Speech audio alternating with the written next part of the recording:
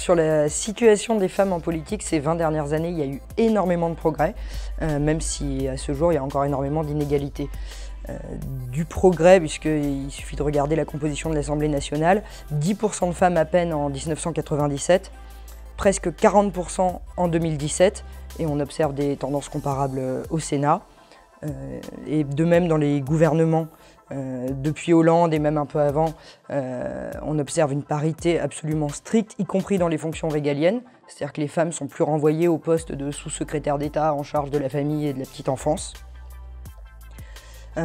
Néanmoins, les postes de numéro 1, entre guillemets, sont encore aujourd'hui strictement occupés par des hommes. Président de la République, Premier ministre, président de l'Assemblée, président du Sénat. À ce jour, en 2018, il y a une seule femme qui a occupé l'un de ces 4 postes, c'est Édith Cresson, Premier ministre dans les années 91-92. Et à ce jour, c'est la seule femme qui a occupé un poste de numéro 1, entre guillemets, dans la République. Il peut y avoir 2 causes à ces inégalités encore importantes pour les femmes en politique.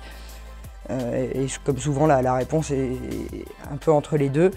Peut-être encore un peu de machisme et d'autocensure qui persiste, mais peut-être sous une vision plus optimiste, ça pourrait être dû uniquement au fait que comme la féminisation de la politique est récente, nécessairement, statistiquement, il y a encore moins de femmes qui ont eu l'occasion de faire des carrières longues et donc d'accéder à des postes de responsabilité.